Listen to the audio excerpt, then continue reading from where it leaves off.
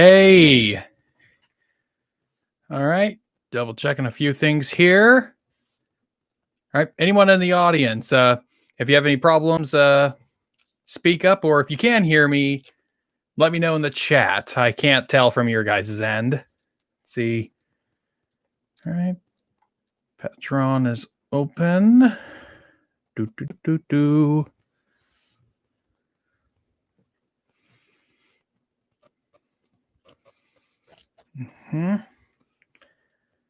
All right.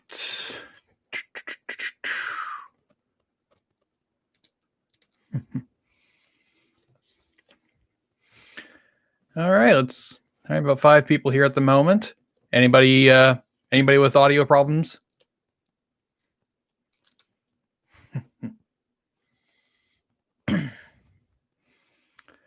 All right, got a question in the chat. Any more while we're waiting for some people to arrive? Let's see. There and there. No? Okay, so I guess I'll take the first question while waiting for a few more people. All right. Sounds like there's no problems on the on your guys' end. That's good. Okay, then. All right, I'll take that first question. All right, GG Green asks, do you think Donald Trump should get a Nobel Peace Prize? Not really. I don't think most presidents who have gotten a Nobel Peace Prize have ever really earned it. Like, I know at least a few have gotten on. Of course, Barack Obama got one in 2009 simply for not being George W. Bush. Then Jimmy Carter, I think, got one for the Camp David Accords, and then Teddy Roosevelt got one for negotiating the end of the Russo-Japanese War. But I don't tend to put very much stock in the Nobel Peace Prize. It's like, but then again, presidents get credit for the good things that happen on their watch. All right, I got a super chat here from Zane Rossler. Biggest shock while researching the Holodomor. The biggest shock that came from it. Well, I think it's just kind of shocking how much foreign governments knew about what was going on and yet didn't do anything. Before researching the Holodomor, I already disliked FDR quite a bit. If I could become to FDR what the cynical historian is to Woodrow Wilson, that'd be very much a good thing. And I need to make a few FDR videos to get that point across. But basically, FDR knew exactly what it was, and yet he ignored all the calls from his diplomats anyways. So, yeah. That was probably the biggest thing, is that exactly how much they knew and to what extent they went to ignore or hide it. It's even in the 1988 report made by a congressional committee to investigate the famine and what the U.S. and other countries did in response to it, they blatantly said in the report that the United States under President FDR basically aided and was part of the biggest cover-up of a genocide in world history. So that's I guess it's not the what that surprised me, but the scale of the what. All right, so Yasser Arafat got one and Donald Trump you think shouldn't? I don't think Yasser Arafat deserved a Nobel Peace Prize either. I think the Nobel Peace Prize is a dumb thing. That's my word on that. Colby Hill, will you be releasing Holodomor Part 2 videos separately, or is that going to stay in limbo? The Holodomor, the Conspiracy of Silence Part 2, so I guess now is as good a time as any. So why I was originally planning to have Conspiracy of Silence up last Friday, but middle of last week, I made the decision to delay it until the following Tuesday, being today, because I was just having I just could not get the sheer amount of editing done. Because, like, here's a little context. So part 1 of Conspiracy of Silence is 36 minutes long. Part 2 is an hour and 7 minutes. So it's like almost twice, just barely under twice as long. That was a lot of stuff. And I was only able to get it edited as quickly as I ended up doing so because I got some guest voices to do stuff. And there was a lot of like bulk recording, and filming that I did in the lead up to editing the first video. And so that's why it's so. But the reason right now part 2 isn't out is because of there's copyright problems with part 2. So that's part of it. So I finished editing part 2 of the Holodomor series on Saturday. And while it was uploading to YouTube, I left the house for a little bit to get some fresh air. And when I came back, I discovered that there were 2 different copyright claims on the video. One of them was from some Swedish company that made a TV show in the 70s, apparently about Sweden in World War II or something. And in that video and in that TV series, they apparently used some like public domain footage from the U.S. National Archives in their show. Well, since I used that same bit of footage in my video, they claimed it as a violating their copyright. And so that is one copyright claim that's on it. And another copyright claim that got put on the video is from a municipality in Italy claiming a piece of footage I used of Cardinal Theodore Initzer, the Bishop of Vienna. Yeah, and so when I was disputing both claims, I basically had to, for the Swedish company, I basically had to tell them, like, this footage I'm using is public domain. They don't have any claim on it. And for the Cardinal Initzer footage from that Italian municipality, I just had to use the basic, fair use argument that the work is transformative and it does not harm the market for the original product.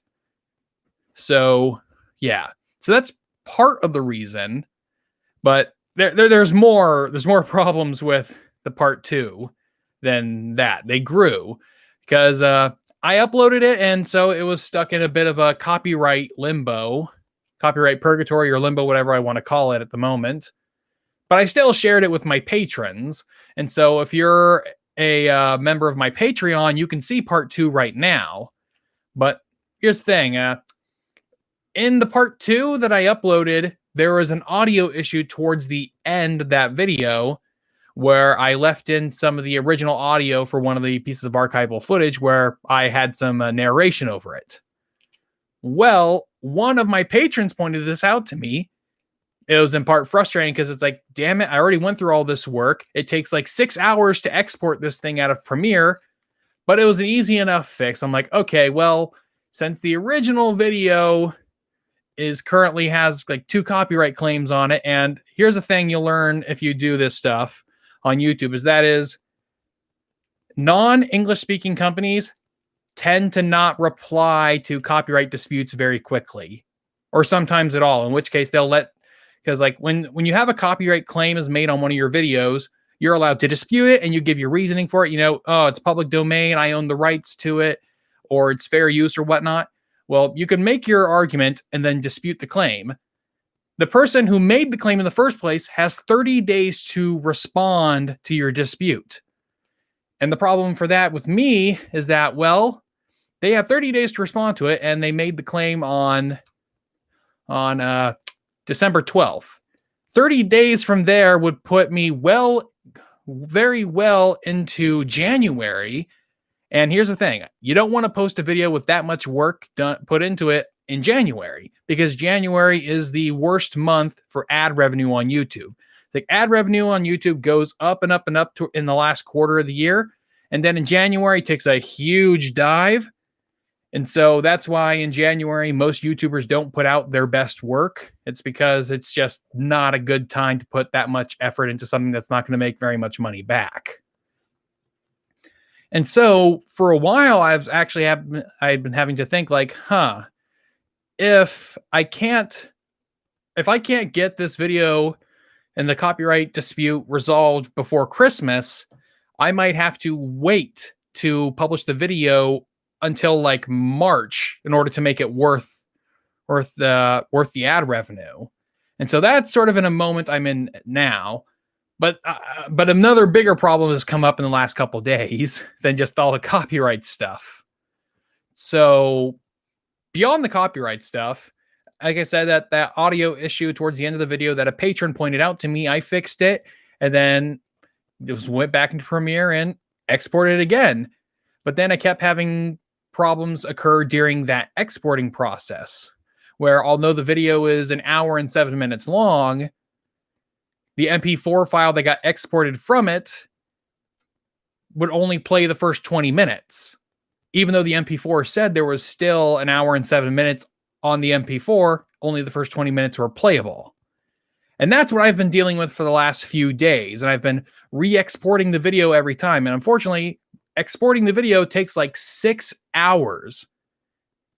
And sometimes it took even longer. And I'm not sure why about that. I've been trying to futz around with that. And so my hope is that once my current export finishes exporting and I can get it uploaded to YouTube, I can then check to see if I re-upload this new export, whether or not it'll get copyright claimed again. And so that is what I'm waiting to see. And of course, uploading a video that's that long takes like 2 hours. So, it's basically an 8-hour process. It's at least an 8-hour process between starting an export and having it fully uploaded to YouTube. And so it's been a mess. And so to answer your point, Colby Hill, will I be releasing part 2 separately, or is it going to stay in limbo?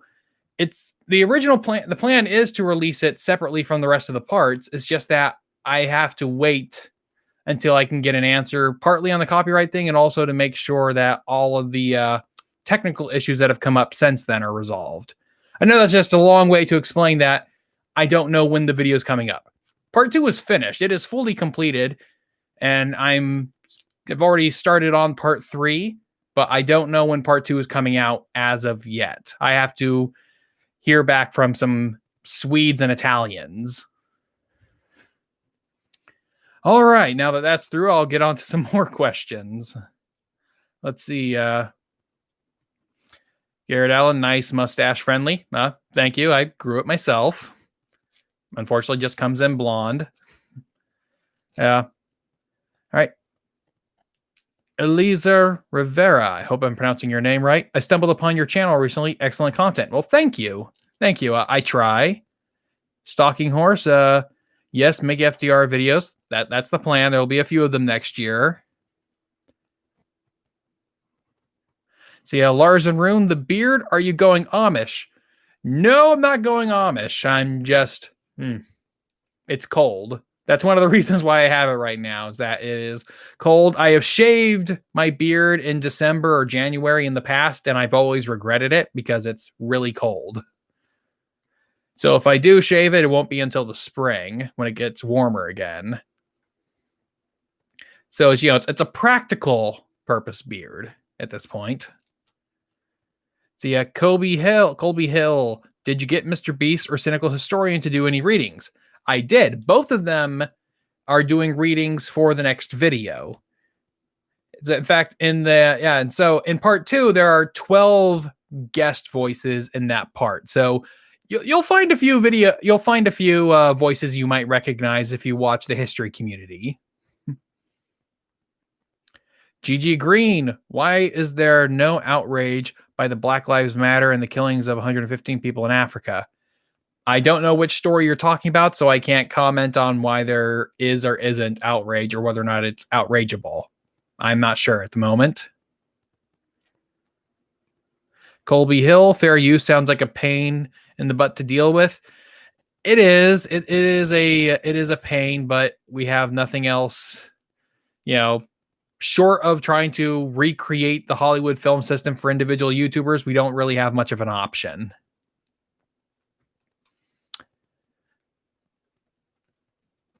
Let's see. GG Green, what do you know about the origin of the Israelites from the tribe of Jacob L? I can't say I know that hypothesis at the top of my head unless it's something you're referring to something by a different that I know under a different name. My Sketchbook 340 asks, the first video, the first year videos that made me sub was the Black Hebrew Israelites. Yes, the Black Hebrew Israelites one. That is a yeah.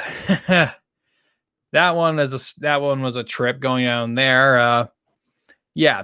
I did not know about the Black Hebrew Israelites before I started making videos about Jewish history. And I made my first video about Jewish history, and then they made themselves aware to me. They started commenting on my videos, saying, like real Jews were black. Why are the pictures you showing using white people? Stuff like that. And so they made themselves aware of me. They brought it on themselves, basically, is what I'm saying. All right, Christian Vibrecht just tuned in. One thing I don't understand about the Holodomor is which country was buying massive quantities of Soviet wheat. The answer was they all were. European countries were buying lots of wheat at the time because, well, it's used for food. And it was it was the Great Depression. People needed food, and the Soviets were selling grain at below market prices. And so there's not specific countries. It's more like companies in different countries were buying them. It's the usual middleman type stuff.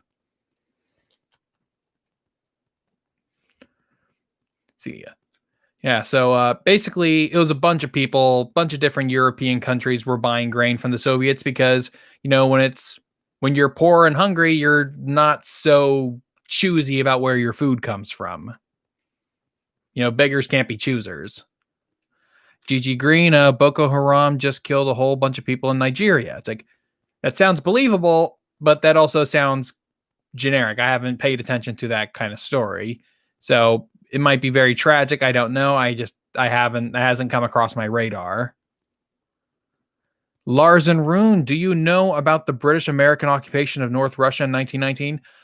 Yes, the Western intervention into Russia during the Russian Civil War. I am aware of it. That is one of the hobby horses of Cypher, the Cynical Historian. He's done stuff on that. I'm aware of it. I've got some books in here that have a bunch of primary source documents from the time period about it from the Wilson administration. But yeah, I'm aware of it.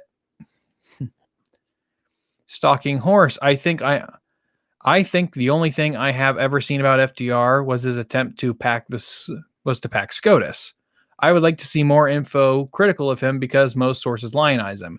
Yes, well, here's the thing. There are actually lots of things you can look at, lots of books you can read for stuff that's negative about FDR. It's just that, well, FDR created the modern federal government. That's just the fact of the matter. And so he is lionized by the educational system that was created by the modern federal government. Like, if you want some good books about FDR that are more critical of him, hold on, let me scroll over to my bookshelf for a moment. Let's see. Where are you here? I think you're over the other place. There's one.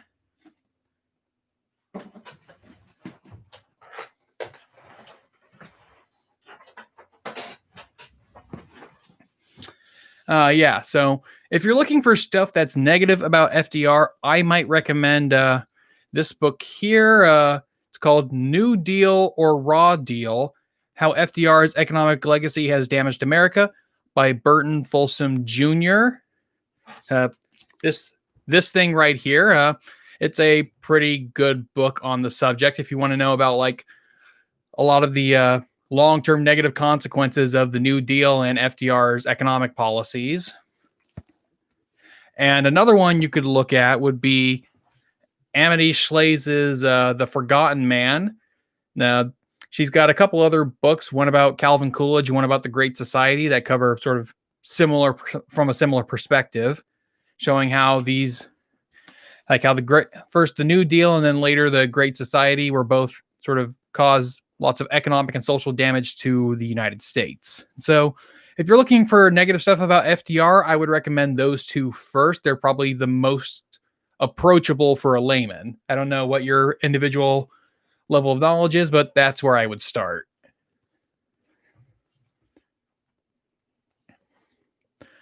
Let's see.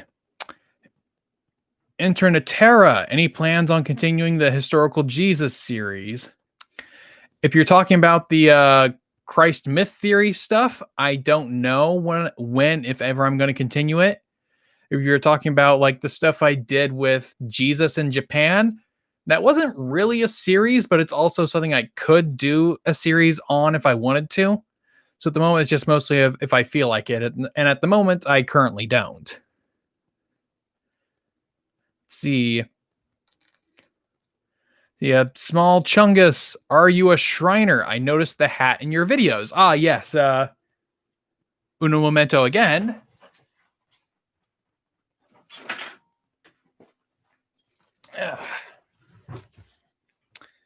Yeah, so I have a Shriner's fez, but I am not a Shriner. My grandfather was a Shriner, and yeah, when you join the Shriners, you get a name like this on a fez.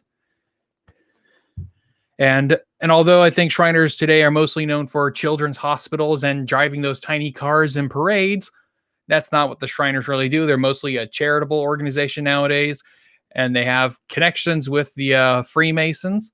My grandfather was a member of them as well, but no, I am not a Freemason or a Shriner. I just got the hat because after my grandfather died, we cleared out a bunch of his stuff from his home, and it was one of the things that my grandmother didn't care to keep.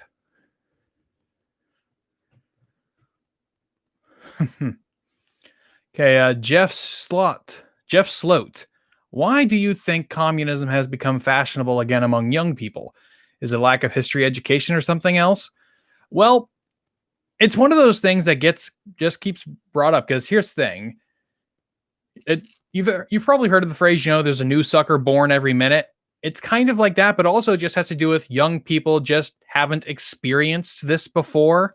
And so like there are lots of things that have already that older people already know are bad ideas, but young people don't, simply because they just haven't lived through it. I mean, we all have to grow up and live through life. And I think a big reason why communism has become popular is more because we've been told that what we currently have is capitalism. And therefore, communism must be whatever we have right now isn't. And so if you're told what we have right now is capitalism and right now what we have is bad, you think, well, right now things are bad and this is capitalism, therefore communism must be the good stuff. And so socialism, communism, democracy, those words end up, especially in the American context, end up being very just sort of just like they end up meaning whatever people need them to mean at the time they're talking about it. Like Bernie Sanders is a socialist until he doesn't need to be a socialist. Or he's a democratic socialist until he needs to be more hardcore, That's how politics influences ideology. Let's see. Cato Minor, if you had to guess, what is the primary reason young people seem to be susceptible to pro-Stalin or pro-Soviet ideas? I think I kind of just answered it. It's that young people have to relearn things. Human beings aren't born with knowledge of the world or history in hand. It's something you have to learn. Mm-hmm. See, Christian Vibrecht, any opinion on the Texas lawsuit? It was doomed from the start, and very odd considering like the Constitution gives individual states the right to appoint their electors however they see fit. And the fact that Texas, a state that prides itself on being, big into states' rights and don't tread on me kind of stuff, going to other states and saying, hey, other states, you didn't choose your electors correctly is just kind of hypocrisy, or just not hypocrisy is not the right way. It's just like, it's a good thing it didn't go through because it would open a minefield of stuff. Because, like, say Texas decides to sue other states saying you didn't choose your electors correctly. Well, what if California then wanted to sue Texas and saying, oh yeah, Texas, well, you don't have enough of your social services open to like illegal immigrants, or you guys don't allow transgenders in whatever bathrooms they want or whatever. And so I think Texas would have regretted the kind of thing if they had gotten their way. So yeah, but it was doomed from the beginning, because like even if they had standing to file that case, the Supreme Court was going to rule against them. Like that's what that little memo or opinion from Justice Alito that was concurred with by Justice Thomas basically said. It's like basically Alito and Thomas basically said, like, we have a constitutional like obligation to hear the case, but even if we did hear the case, we would probably rule against you anyways. So that's sort of where I'm getting at with the case. It was nothing serious. It was the kind of thing where like a bunch of congressmen, including like Senator Ted Cruz, said, oh, I'll argue the case before the Supreme Court. And they said it knowing full well that they would never have to. So, yeah. All right. Anonymous White Man asks, what convinced you to make Jewish history videos? The honest answer, back in 2018, I had this idea of, oh, well, I need to make videos that get views, a lot more views. And I thought, well, Jews occupy a disproportionate amount of attention within public history or public focus. So it was actually quite cynical. I thought like, oh, if I make a video about if I make videos about Jewish history, that'll get more attention because Jews occupy a disproportionately large amount of attention in the study of history. And that was why I started it. And now I just keep going because I like doing it. So yeah, let's see. All right. Another super chat from Zane Rossler. How much do you know about the Haitian Revolution? It's where freed slaves defeated a French-American empire and when New World slavery declined. So yeah, I'm aware of the Haitian Revolution. If you're looking for a good take on the Haitian Revolution, I would recommend watching or listening to the Revolutions podcast series on the Haitian Revolution from Mike Duncan. It's pretty good stuff. It's a shame Mike Duncan hasn't really put out anything like at all this year, but I think he's working on his second book, Citizen Lafayette. But again, it may be harder to work on just due to coronavirus, but I don't know. So yeah, I'd say look at that if you're looking for something good on that. It's something I could see myself covering in the future, but not anytime soon. Let's see, Colby Hill asks, I've heard many self-proclaimed communists I know mention Solzhenitsyn as a common author they read, which confuses me. Wasn't he fairly critical of communism? Yeah, that is confusing. I guess it depends on what kind of communist they are, because like not every communist is like a Stalinist or even a pro-Soviet communist. And so there are sometimes you'll see right-wingers will sort of appropriate left-wing arguments in order to attack different left-wing positions. You'll sometimes, I presume that you'll sometimes see leftists on one end of the left spectrum, you borrow right-wing arguments against other left-wing groups. And that's just kind of how the argumentation works. All right, David asks, will the Fed cause hyperinflation? I don't think so. Things have to get really bad for them to do that, but it's not unprecedented, or at least the Federal Reserve has never caused hyperinflation in the United States. Central banks have done it before, it just hasn't been done by the United States. See ya. Eliezer Rivera, seriously, one of the best channels I have come across. Very Knowing Better like. Well, thank you. I've met Knowing Better. I think we have we don't see eye to eye on much of anything. I don't think he likes me very much. But, me, whatever. He does what he does. I do what I do. We don't interact very much. Random guy asks, are you taking notes on current events so you do an eventual video on 2025 or so years from now? I think there will be plenty of stuff from 2020 for later, and it'll still be fresh enough in human memory. Plus, I have a whole year's worth of YouTube videos where I make brief references to the current year. So I don't think that'll be too big of an issue. Eliezer Rivera, I live in Long Island, New York, but I was born in El Salvador, California. Any chance you can go into my country's history? El Salvador, I could try that. I could try doing El Salvador. Latin America is not an area I do too much on. I've been wanting to do something on Chile with, Allende and Pinochet, but I just haven't gotten around to it yet. It's like I see myself in the next year or so doing lots of like stuff that sort of touches into sort of like anti-communism types of stuff, but I'm still working towards that through a bunch of other projects I'm already have on my plate. But yeah, I can see myself going there, and that's a connection I can see making. Let's see.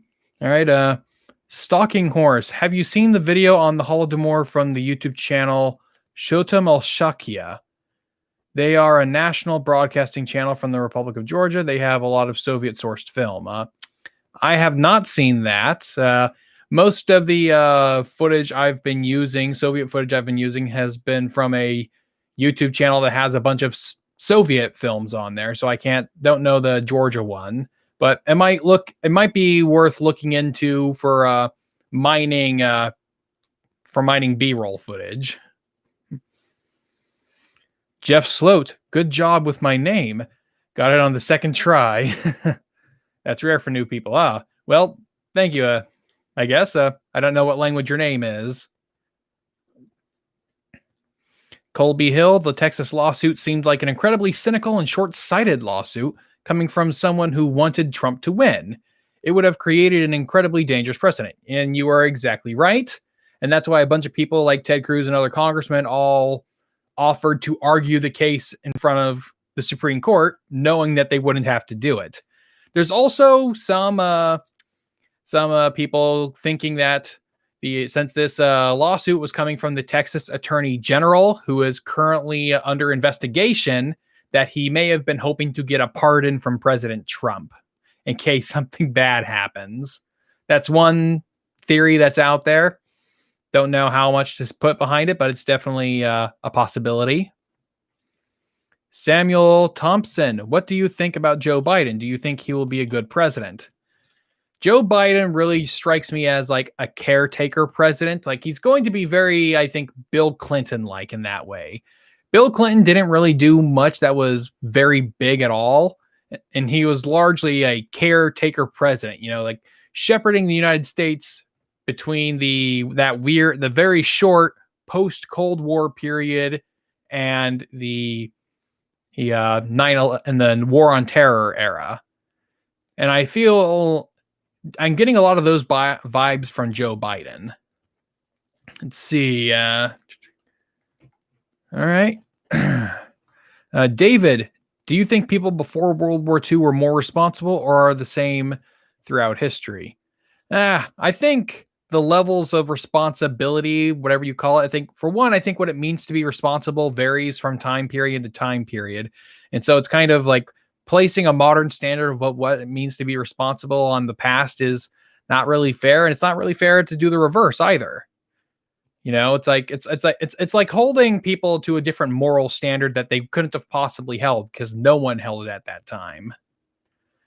So I don't really think you can have one is more responsible than the other. So yeah, Dr. Khan blog. The right is going through its mourning phase, but like it or not, expect a right-wing version of the resistance. I'm not entirely sure, at least, like the right doesn't really tend to operate the same way the left does. Like Like when you see political violence happen, the left and right tend to engage in different kinds of political violence. Like whenever the left engages in political violence, it's usually spontaneous and chaotic riots. And it's usually attacking, commercial institutions. Like they'll go into like say an African American guy gets shot by a cop somewhere, and then they'll all show up in that neighborhood and then cause a riot in that neighborhood and then ruin the place where the people are already hurting. So that tends to be their niche, whereas right-wing political violence tends to be a bit more concentrated. They don't do mass riots. Instead, you tend to see more lone wolf type actions. You'll see a guy who will for months plan out like a bombing or an assassination, but you won't see riots. So they tend to be a bit more sporadic and smaller scale, but much more planned.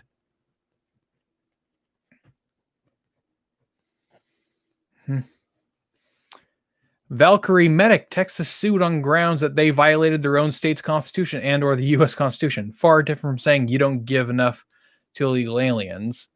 It's still not like Texas was suing another state because they said those other states violated their own laws. You don't really have standing there. But if you allowed Texas to sue another state for not following its own laws, or for not following them in a way that they approved of them, that is a very dangerous genie to let out of the bottle. All right, Christian Vibrecht, final question. If you loved a Mormon, would you convert for her or him? It would be a her, and no, I wouldn't. I would probably try to make them convert. Because I feel like my version of Christianity is correct. That's why. That's like to cut you off there. That is why I would do that. All right. See, Eliezer Rivera. Sorry, I meant to write Central America, lol, but thank you. Okay, yeah. Not California, Central America. Yeah. Lars Rune, Pinochet, thumbs up, bad man. Yes, Pinochet was a bad guy. The person he replaced was also a bad guy. But from time to time, I do enjoy a Pinochet helicopter meme. From time to time, I'll enjoy that meme, just pushing commies out of helicopters. Just mostly for the meme, not for real life. Pinochet was bad. Felipe Garcia, greetings from Colombia. Any recommendations for beginning in the Victorian era? Ugh. Well, the Victorian era is a really long time period, and it's hard to say. Just like, I don't think you can really do effective research on the Victorian era as a whole. You're better off just looking up and researching on individual countries or more whatever specific you're looking into, I think. Lars and Rune, free Assange, yes or no? I'm not very much on the free Assange bandwagon. I am far more sympathetic to the free Snowden bandwagon, mostly because Assange is largely kind of like an international anarchist. It's like he's much more along the lines of like, fuck it, let's just cause chaos. Whereas Snowden was actually exposing something that the U.S. federal government was doing. So yeah, I'd say free Snowden. I don't really care what happens to Assange, really. GG Green, I've watched all your videos on Jewish history. I wonder if you can collaborate with Israel historians, archaeologists, biblical researchers, because there's a lot of new information which you are missing. There's undoubtedly stuff I'm missing, but there's undoubtedly stuff I'm missing. I could put more into there, but I feel like it's not too. I don't think I'm missing enough to redo the videos. Is what I'm basically saying. I could update them and add the new information, but I don't think there's enough missing to need to change everything up. At least that's how I see it right now. I could be wrong. See. Marcus Bisma, I think you should follow up Holodomor with Mao's Great Leap Forward. I would love to do something on communist China sometime in the coming year, but I've got some I want to do some more American history this coming year. I want to do a lot more American history, but I've got to come at it from a direction that'll get more attention.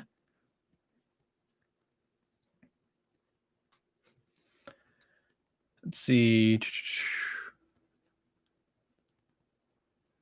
Oh, let's see. Dr. Khan blog I'm talking about in terms of political action, basically the Tea Party. Oh, yeah. Yeah. Will there be some Tea Party type stuff? I think you'll see some people try to do a Tea Party 2.0, but it's going to be a lot harder to be convincing after, Donald Trump was just there. He spent up a storm, did a whole bunch of, increasing the power of the exec. It's really hard to take a Tea Party 2.0 seriously right now. And so I don't think that would work. Like, you might be able to get a Tea Party type movement on the right going again in maybe another decade, but right now I don't think you can pull it off.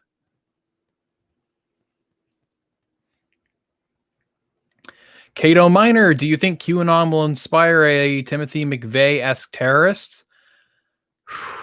I hope not. I really, really hope not. Could it?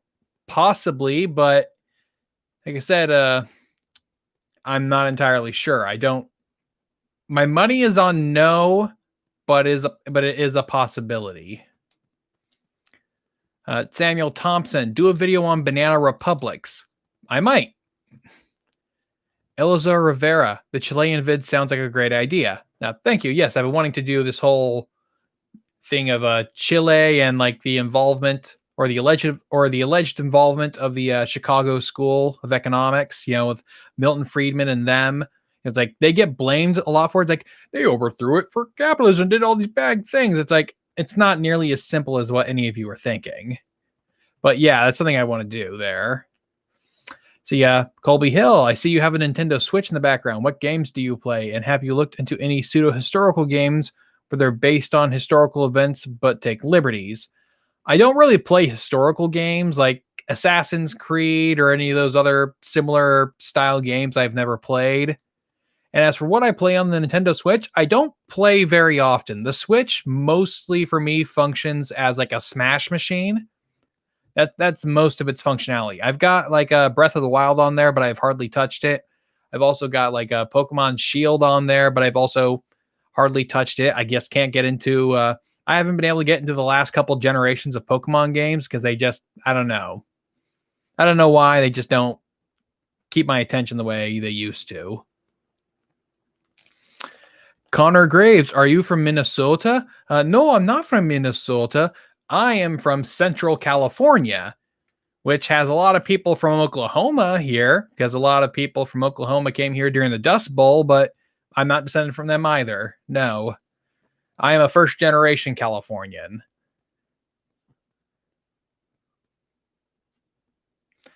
Let's see. My sketchbook 340. What form of Christian do you ascribe to? I've said this before in videos. It's a big part of my online presence, but I am a Lutheran of the Missouri Synod Lutheran Church. That is my religious affiliation. See, all right. Elizar Rivera, I leave your vids playing at my job for like 10 hours at a time. Hopefully that helps your stats. Perhaps a vid on USA's influence on the American continent governments. I'd become a patron for that, lol.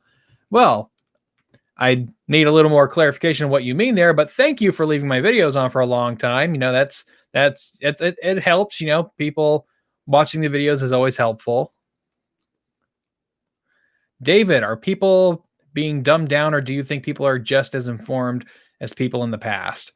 Honestly, I think people are more informed now than they are in the past. The problem, however, is that there's conflicting information.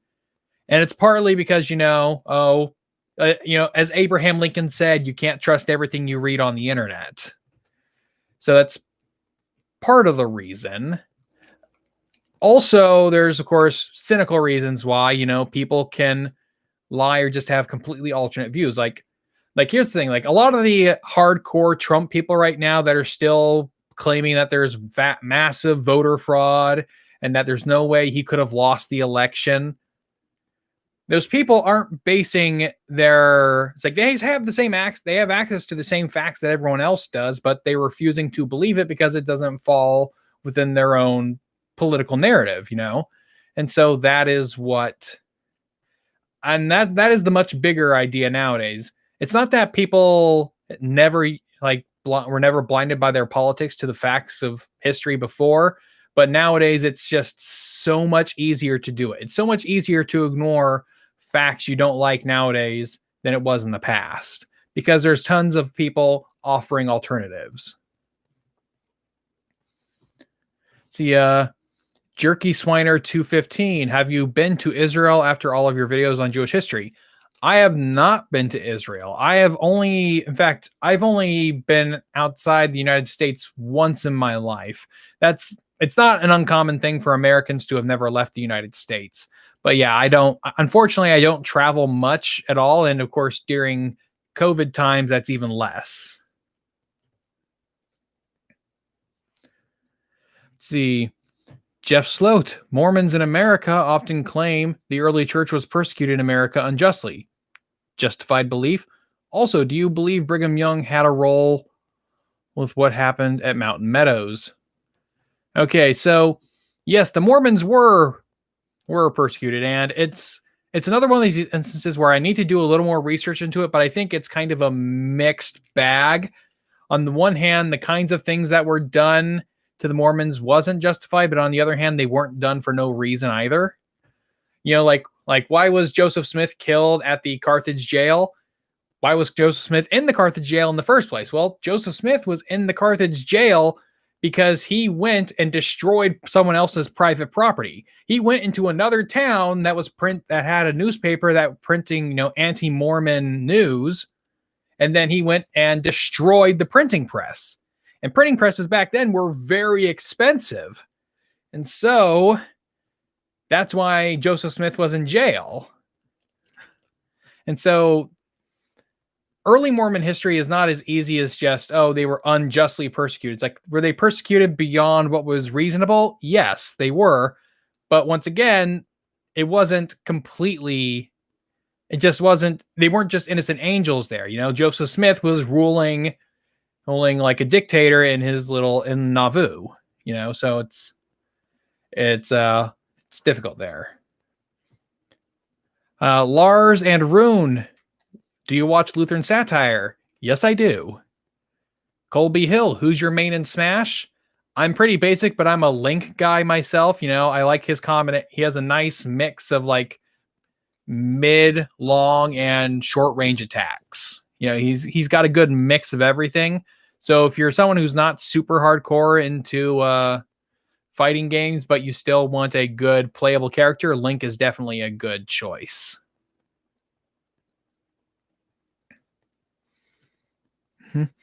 So yeah, Dr. Khan blog. Also, Tea Party as a carbon copy of it or its policies, but simply there will be a mass organized right-wing opposition to the Biden admin, especially if they felt cheated. You hear Trump's evil, Obama was evil, Bush was evil. Is the general public too focused on the executive branch and don't hold the legislature or judicial accountable as often as they should? Yeah, so I still don't see if you're thinking of like a populist movement, I don't see a large scale populist movement like the Tea Party happening under President Biden. I don't see that happening. And we don't focus too much on the legislatures, but then again, the legislatures don't focus too much on the legislatures. So it's like most congressmen are more focused on like being pundits themselves. Like they want to go on to Fox News or Morning Joe or whatever and comment on the news rather than making law. So Congress has, abrogated much of its responsibilities to the executive branch throughout the 20th century by basically passing laws that say, federal government, we want this particular department of the federal government to craft a bunch of legislation about X. And then they gave basically the executive branch the power to make regulations without congressional approval. And so, yes, we don't focus a lot on Congress, but that's because Congress has given away much of its power to the executive branch. And so if we want more responsibility to be held on Congress, we need them to reassert authority. So yeah, and unfortunately, but the thing is that Congress has very little incentive to like increase the amount of authority it takes in public affairs, because as it currently stands, they can say, well, I mean, I didn't pass this bad regulation. That was the president. So if you want to stop him, you're going to need to vote for our party in the next election. It allows them to avoid responsibility.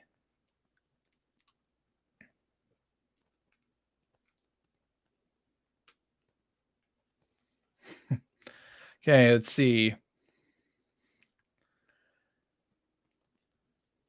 All right, Felipe Garcia. When did you start to have such a love, quotation marks, for communism? P.S. I'm not very fond of it either, since my country had lots of fun with them. Yeah, so my disdain for communism comes quite natural from a religious conservative perspective. Communism is anti-religion. I am a religious person. I come from a conservatively religious background, and that usually entailed all the other typically conservative stuff. You work, it's like you get a job, you work hard, you provide for your family, all that kind of stuff. And that's generally how my anti-communism comes about, is because like communism seems antithetical to those things.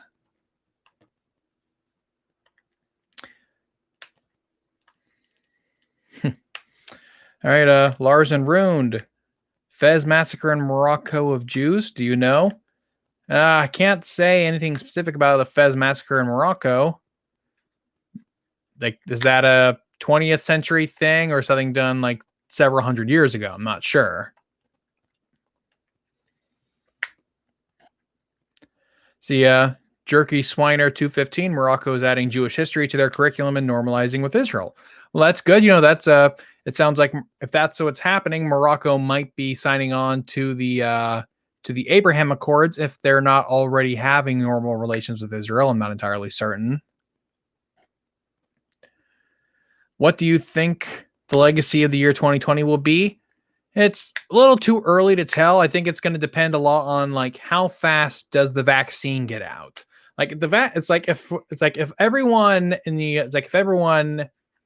United States, or most people, are vaccinated by like mid 2021, 2020 will definitely be seen as an isolated year. But if it goes beyond like say June of 2021, if we're still seeing breaks past then I think 2020. What do you think? Do you think in the Senate? See, so different people can have, I think, intelligent arguments on both sides. I tend to be in favor of term limits on members of Congress, but my feelings over the time have changed between, like how long should those term limits be? Like I used to be in favor of very short, like very few terms. Like I used to think, oh, you should only serve 3 terms in the House of Representatives and like 2 terms max in the Senate. But now I'm definitely more along the lines of like, okay, maybe you should be able to serve like 6 years in the House, which would equal like 12 years, and then like 3 terms in the Senate, which equals like 18. And so you could serve for a max of like 30 years in Congress. So, yeah, so my views on term limits have changed a bit. I still think there should be some, but I think the number of terms should be higher than what you usually hear.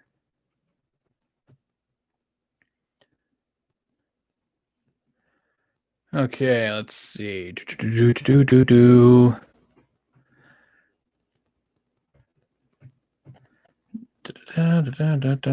All right. Daniel Sisprum. Didn't Trump get the highest minority vote for a Republican? Not quite. I know George W. Bush in 2004 did better with Hispanics than Trump did in 2020. So yeah, the issue is that I think what we're going to see right now is that Republicans are going to start performing a little better with minority candidates, but that's not so much because the Republican Party is suddenly appealing to minorities, but it's more because the Democrats aren't running Barack Obama. Because it turns out it's really hard to do better with minorities, especially like African Americans, when you're running the first black president. It's kind of hard to beat that. So no one will ever win as much of the black vote percentage wise as Obama had ever again, I think.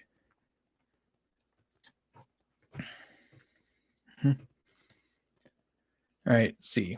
Colby Hill, have you considered doing a video talking about some of the reasons so many traditionally anti-Israel countries seem to be normalizing relations with them?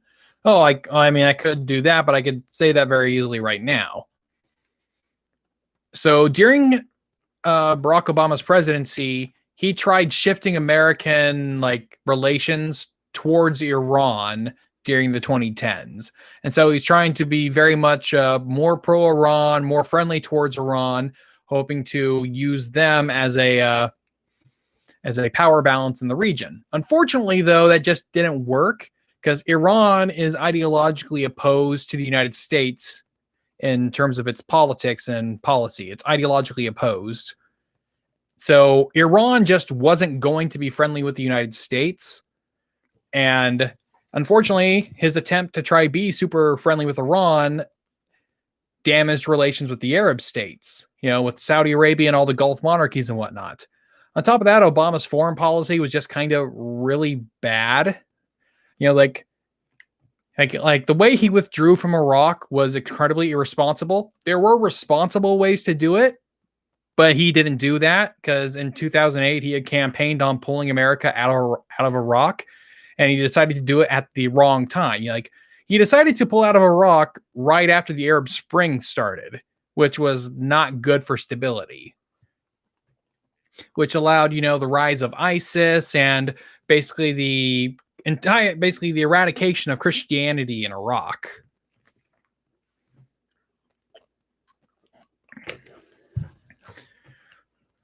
And so the reason I think the Trump administration was able to take advantage of, the Trump administration was only able to do what it did with Arab countries and Israel because the Obama administration had screwed up so much. It's like the Obama administration had gone so much in the direction of trying to be pro-Iran that they drove the Arab states into the arms of Israel. And so you wouldn't have been able to do that any other way, I think.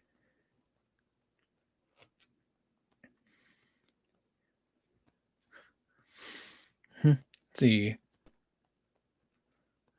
All right. All right, Jerky Swiner. Do you think the Proud Boys rioting will be a normal sight during Biden's term? I don't know. Unfortunately, I don't keep too close a tabs on the Proud Boys. It's I know there were some people who were stabbed last weekend. I don't know if the Proud Boys were the ones stabbed or the ones doing the stabbing. No, there doesn't seem to be a lot of clear evidence for that at the moment. But I mean, I don't see them going away anytime soon.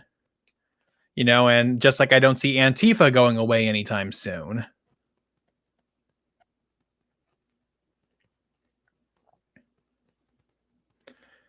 See, all right, let's see. Isia J. America is a mess, and the school of America is a scare. And the school of America is scare as F. I feel sorry for Central and Southern America. All right, I'm not sure. A little slightly better English grammar would help. I don't know if English is your first language or not. Sorry if it's not. So, okay, I got a question over on the Patreon here from Brit Boy. All right, see, I don't know if he's in the chat somewhere, but Brit Boy over on Patreon asks, can you explain your thoughts on Obama, Biden, and Trump and their policies separately, obviously? Well, it's actually kind of easy enough. I've been doing that a little bit so far. All right, well, Obama, I, of course, think not too hard to see that I don't think Obama was that great of a president. Expanded the power of the executive branch, vast, very liberal usage of drones in warfare to kill, terrorist targets and whatnot. I think his economic policies were bad. And of course, he blatantly violated the Constitution, even under his own interpretation, when he signed DACA, which even he said himself before he signed it that, he doesn't have the power to do this, to make immigration reform unilaterally. And then he went ahead and did it unilaterally. So, he violated his own judgment of the Constitution there. Donald Trump. Most of Donald Trump's successes were in the areas in which he didn't care about and were traditional, like, establishment Republican type positions, So like the tax cuts that, Trump's name is on, well, that was the work of people like Paul Ryan and congressional Republicans. They did all the work on that. Or when it comes to judges, that he didn't really care about judges that much. So instead, he outsourced that decision-making process to the Federalist Society and Mitch McConnell. And then, of course, there are the Abraham Accords, which is all those, Arab countries that are suddenly deciding to normalize relations with Israel. That only happened because Barack Obama screwed up relations with the Arab states so badly that they voluntarily went to Israel out of, necessity as a counterbalance to Iran. So very little of the good things from Trump's presidency had to do with Trump actually working on them himself. Otherwise he didn't build the wall. He didn't, lock her up. He didn't do most of the things that he didn't succeed in most of his greatest hits. All right. See, Samuel Spencer, do you think the country can survive with our political divisions right now? I don't think the country is going to break up, if that's what you're thinking. It's like people bring up the whole, these people are talking about secession. It's like, you have a pretty short-term memory if you're getting this alarmed about it, because people were talking about secession back in 2009. After Obama came into office, after the 2012 election. In fact, like in the weeks after the 2012 election, on the whitehouse.gov website, where you see a bunch of people petitioning the federal government to do something, like there were like 50 different petitions on there from all 50 states asking for the right to secede from the United States. And then in 2016, we saw Californians talk about secession. This is just something that comes up after every election nowadays. So I'm not too concerned about stuff like that. And so, no, I don't see the political divisions right now, as they are right now, leading to political violence, or at least any kind of large scale. You're mostly going to continue to see, I think, what we've seen at like the Battle of Berkeley every so often. That's most of, I think, what we're going to see. However, you might get more attempted violence, like what happened with that, like that one Bernie supporter who tried to shoot up the congressional Republican baseball team back in 2017. You might get more attempts like that. Whether or not they're successful is, that's a case-by-case basis. Lars and Rune, your favorite president beside Abraham Lincoln, Washington, JFK, and Teddy Roosevelt? I'm not a fan of JFK or Teddy Roosevelt. Washington, yeah, I like Washington. Lincoln is kind of a mixed bag. My favorite president, however, aside from all of them, basically excluding them as to the parameters of your question, would have to be Calvin Coolidge. Calvin Coolidge is my spirit animal. Colby Hill, I feel like there's a lot more panic. I feel like there's a lot more panic porn right now concerning America's more so than America really is a mess. The U.S. has a tendency to wear its disagreements very openly. Overall, though, I'm optimistic. I tend to be long-term optimistic, but short-term concerned. Yeah. Okay, let's see. Samuel Thompson, who is your favorite history YouTuber other than you? Oh, gosh, it depends on what I'm looking for. Like, Atun Shea is very good. Atun Shea is great for, like, when I want to see something very creative. See, cynical historian is very good if I want something more academic. See, overly sarcastic productions is blue is when I want something that's a little more on the funny side. And well, yeah, it just depends on what I'm really in the mood for. Atun Shea has been a real interesting. It's been really interesting to see Atun Shea blow up this last year. It's been really, really cool. See, Keen, what about destroying ISIS and creating peace for Korea? South Korea's leader said this is only possible because of Trump. I'm not sure if it was only possible because of Trump, and plus, the Korea issue's just kind of been dormant for a while. It's like things are a little weird. I personally need to take another look about what the hell's been going on there in the last couple of years, because it's been real quiet on the Korea front. But yeah. And when it comes to destroying ISIS, ISIS was already on the verge of destruction at the end of Obama's term. So I'm not saying Trump doesn't get the credit for it happening on his watch, because that's just what happens. When a president is in office, he gets credit and blame for whatever happens on his watch. Iqbal Mansour. Hello, peeps. Well, hello there, Mansour. Jeff Sloat. How do you believe historians will view Antifa in the long-term future? Well, here's the thing. So the modern Antifa borrows its name from the original anti-fascist action in 1920s and early 1930s Germany. Here's the thing to note. The original Antifa in Germany failed to prevent the rise of Nazism.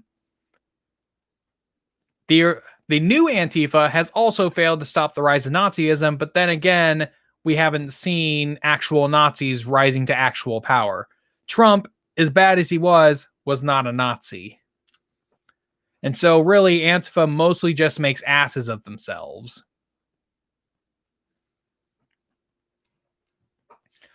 Let's see, my sketchbook. What states, in your opinion, could succeed if they succeeded? Oh, if you want to think you mean secede. Succeed and secede are two different words. Secede would be SECCEDD. You know, one has an E, one has a U. But anyways, pedantics aside, people talk about like how states like California and Texas could. And I think Texas would actually have a better chance with that than California, because the thing is that one of the things preventing California from going completely bankrupt right now is the fact, or completely ruining their own economy, is the fact that they're attached to the rest of the United States. Because, like, imagine, if you will, a country, like a state with the spending habits of California that was given their own central bank and therefore allowed to print their own currency. What monetary chaos would California be in because of like all the demands for, you know, like, we want a universal healthcare system. We want universal this, universal that.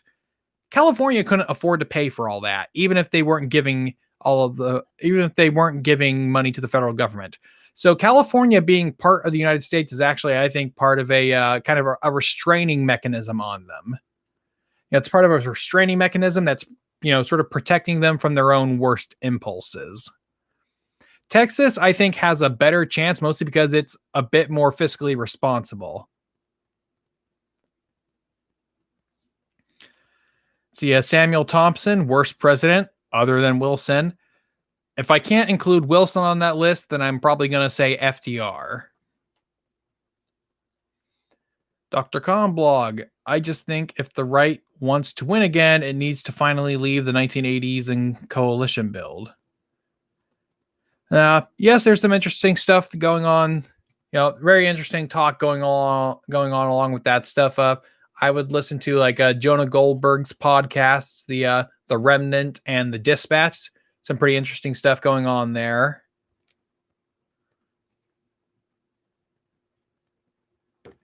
So yeah, Dr. Khan blog.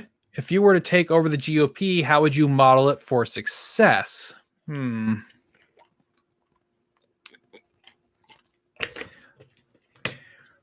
If I were suddenly given control over the GOP and had to remodel it, I would, for one, need to actually try and make inroads into urban areas, because I think there's actually there's a lot of fertile ground for the GOP in urban areas, but they have to be less focused on the culture war stuff, I think.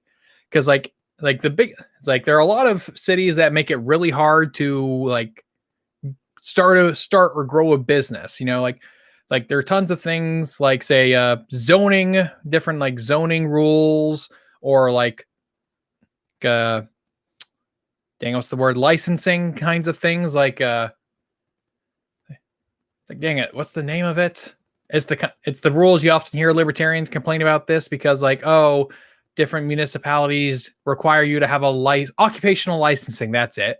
Yeah. So if they changed, like there's plenty of ground to make with them, like saying, oh, hey, you could have, all right, we should get rid of occupational licensing and we should get rid of all these different restrictions on land usage in cities that'll allow, like a property owner wants to build like a mid or high rise apartment complex to help house all the homeless people in the city. They should be allowed to do that. It's like getting rid of the NIMBYs, not in my backyard, people who don't want, to build, don't want to develop more property in their city because it would destroy the character of the neighborhood. It's like, sounds like you guys just want to protect your property values. So with stuff like that, and also offering programs like, hey, you know what? Hey, people living in rural areas, if you want to, like improve your economic opportunity, we'll provide you with some kind of tax credit that will allow you to move to another area for a better job. There are things like that can be done that are free market, capitalist oriented policies that could very much appeal to people like in cities. And that's what the GOP needs to do. They need to try to put forward more policies that are appealing to people in cities. And I think there's plenty of ground for that. It's just that over the last few decades, they became so enamored with, rural America. And their whole idea of, oh, rural America is real America, real America looks like Duck Dynasty, not like Housewives of Orange County or something. So, yeah. All right. We have a super chat from Lars and Rune. I am a gorilla. I'll take your word for that, Lars and Rune. If you identify as a gorilla, I will not dispute that at this time.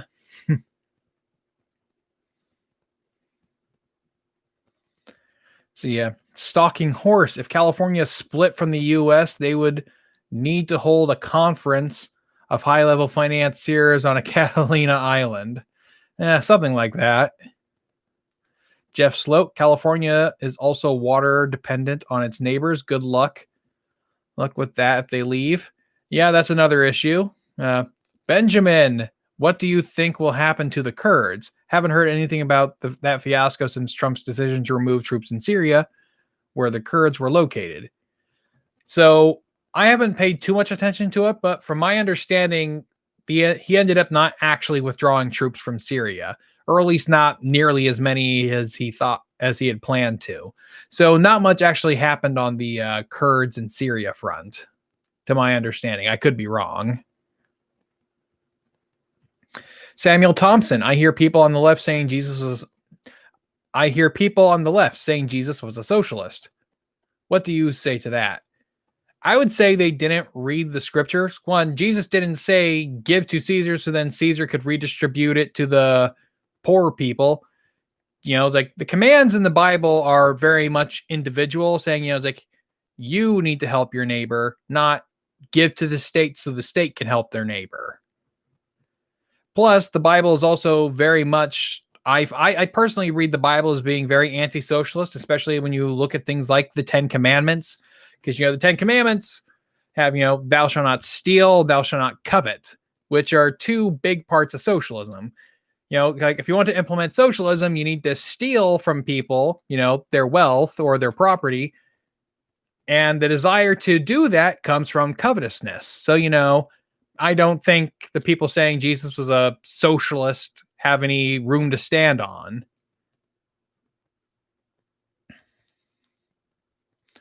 See, Colby Hill, if World War III were to occur, where would you expect the catalyst to be?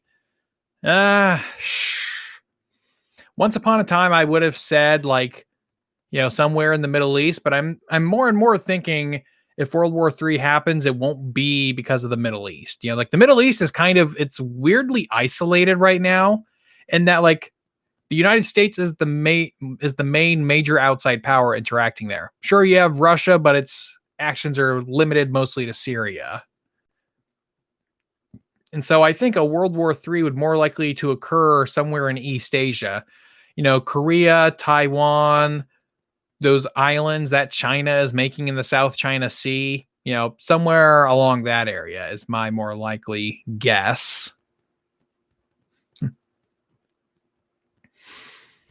Readout Productions. I have found myself drawn to the late 1910s, early 1920s in U.S. history, especially the Red Scare. I'm surprised to find just how neglected this era is. What do you feel is the reason why? I think the 1920s gets neglected because it's overshadowed by the periods right before and right after. Because like right before the 1920s, you have World War I, which is a big thing. And then right after the 1920s, you have the Great Depression and World War II.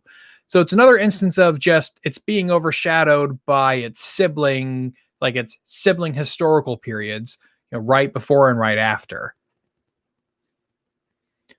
Let's see. David, is it true that the world can only support 13 billion people? Will we see a population problem within 50 years? No, I don't think it's true that the world can only support 13 billion people. As technology has improved, our ability to support larger populations has also improved.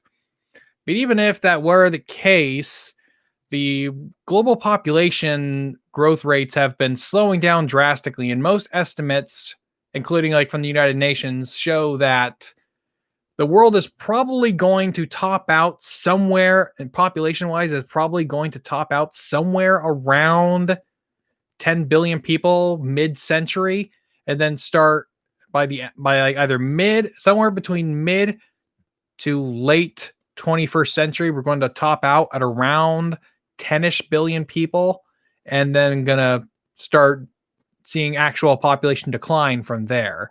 So no, I'm not too concerned about overpopulation. It's an overblown concern that was never really a problem to begin with. All right. Mike Oxmall. If I was the president of the United States, I would make everyone a millionaire by inflation. It would make everyone a millionaire. What's your opinion? Well, I mean, sure, everyone would technically be a millionaire. $1 million wouldn't be what it used to be, but everyone would technically be a millionaire. You would then just have the problem of, oh, well, these people are millionaires, but what about the octillionaires would be the new millionaires or whatever much higher number. So no, inflation doesn't solve that problem. Nusantara Rising. What are your thoughts on the Eastern churches? Orthodoxy, Nestorian, etc. Don't have too strong opinions on them, to be honest. Lutherans tend to have a soft spot for the Eastern Orthodox Church. But I think Nestorians are technically practicing some kind of heresy. I need to do more research into that area.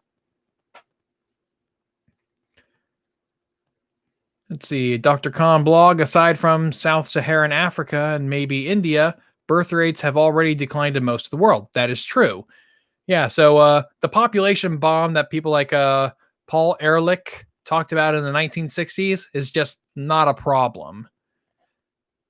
Plus, the idea that there being more people, it being detrimental to society, kind of goes against all the normal laws of history that what we've normally seen. Because like the population, because like if you like say when you look at the world when it was like at its lowest population at like the first few hundred people or even the first couple million people, the world was a lot poorer back then because you just had less expertise, less specialization. The more people you have, the more people you have to specialize in something, which tends to be better for economic growth. Because being a jack of all trades but a master of none isn't good for economic growth. and like development of civilization.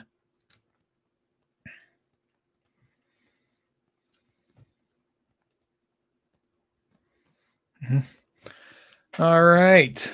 Fantastic. I'm going to quick check on Twitter here. All right. Colby Hill, speaking of the Eastern churches, have you considered videos on the early church, the schisms, and the likes surrounding the Middle Ages? Well, a few weeks ago, I announced that I will be doing a history of Christianity series, similar in style to my Jewish and Islamic history series. So those will be covered in the Christian history series. I don't know how long it will take me to get to them because I'm still in the very early stages of that, but it is something I'm planning to do. And so I will be covering them as well as the Nestorians and all that other stuff.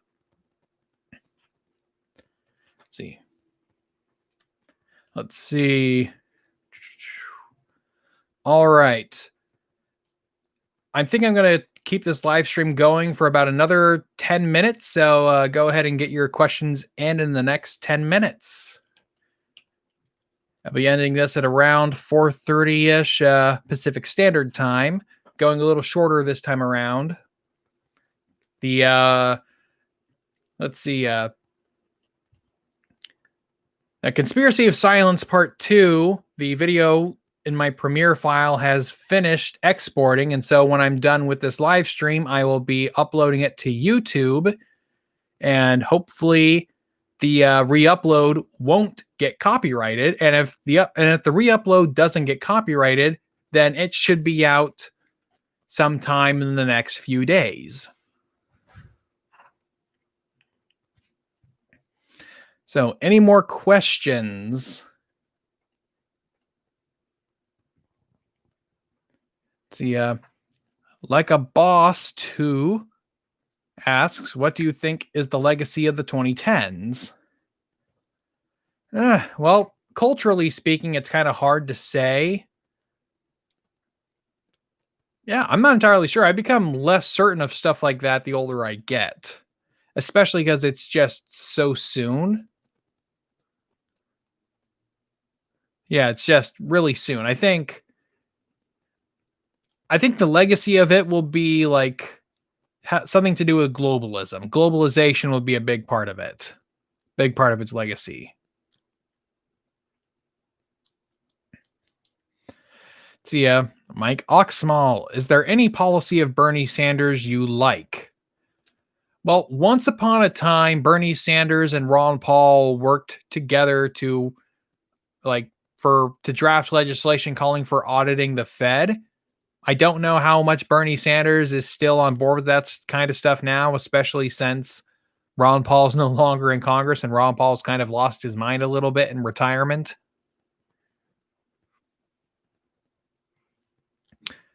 So, yeah, the stuff that I like of Bernie's is mostly just like stuff that overlaps with libertarians. And that's not a lot with Bernie, especially now.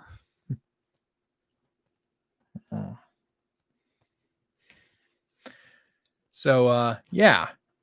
All right. Well, things are a little slow. So I guess unless there are any more questions.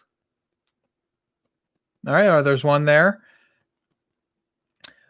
Readout Productions. If the pandemic would have occurred a year or two earlier, would it have gotten the same attention as it has this year? Not in terms of numbers, but in terms of coverage and opinions. I think it would have. Had the pandemic occurred, like, say, in 2017, the entirety of Trump's presidency would have been judged by his response to it. And he would have had more time to respond to it, for better or for worse. Like, one of the reasons Trump didn't respond too well to it, I think, is mostly because he was hoping, like, in 20s, like, you look at the Trump campaign's 2017, their 2020 election strategy, and it really looked like they were betting on getting to run against Bernie Sanders with a roaring economy. It's like saying, look at this socialist Jew schmuck who wants to ruin the economy with socialism. that seemed to be his strategy, and unfortunately, that didn't work out for him. He bet too much on Bernie winning, and so all of his campaign strategies were trying to paint Biden as Bernie, but it didn't work.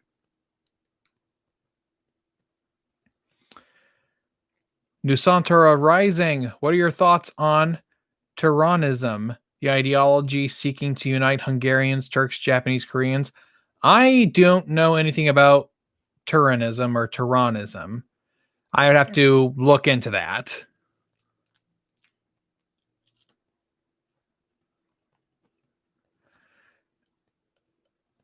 All right. Xerxes 1545, favorite history films? Well, I don't watch too many history films, but a history film I've liked that I watched recently this year would be Mr. Jones. Mr. Jones, it's a film about Gareth Jones and the Holodomor. If you want to see that film, it is available on Hulu right now. So I would say go watch Mr. Jones on Hulu if you get the chance, if you have access to it. It's really good, I think. Garrett Allen, do you believe a Bismarck-style healthcare system, a system where states decide their own healthcare styles rather than the central government, could work in America? I don't know if it could work, but I personally think it's the only constitutional means for one. Like, as much as I don't want California to implement a universal healthcare system, I am much more comfortable with California implementing one on its own than the federal government implementing it. It's the whole laboratories of democracy idea. Let individual places decide for themselves. Ukaya Towns asked, did you support Trump? I did not. On my ballot, I wrote in Joe Jurgensen. Not because I'm a big supporter of her, but mostly as a protest because I don't like Biden or Trump. Colby Hill, what are your thoughts on the choices in the first COVID package to have a stimulus checks for every American? Do you like the idea of doing it again? I'm not normally a big fan of government intervention into the economy, especially into the lives of individuals.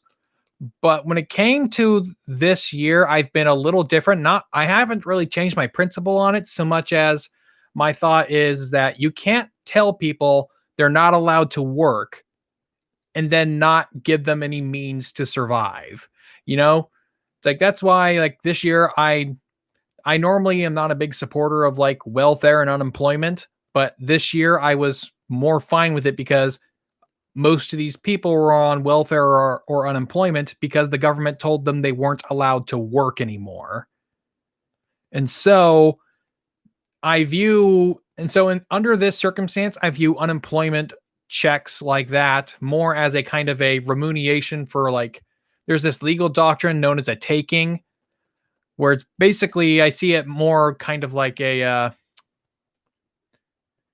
what's that thing? What's that principle I'm trying to think of? It's when the government, confiscates land for something. Dang it, it's on the tip of my tongue.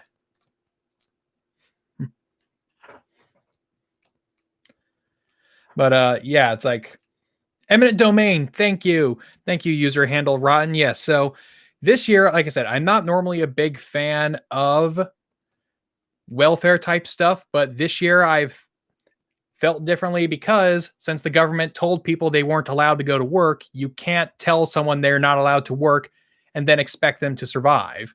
So this year I have been more okay with things like unemployment and welfare, mostly because this is very radically different circumstances. And that, I think, is the idea behind conservatism, is that, there are certain things that are appropriate for certain times. So anyways, we are nearing the end. So unless there are any last minute questions, I'm going to call the stream here. Sorry for any of you who arrived late, but I've got some work I hope to get done. So any last questions? Forever hold your peace.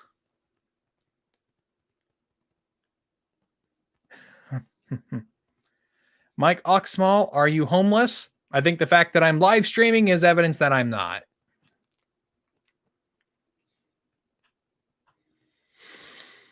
All right. So with that being the case, I think I'm going to call the stream to an end right here. Thank you all so much. Thank you to the super chats. Thank you all guys for spending the last hour and a half with me. And I'm sorry I wasn't able to get the video out today, but hopefully if things go well and the re-upload of the video doesn't get copyright claimed, it should hopefully be up by next Tuesday at the latest. So until next time, see you later.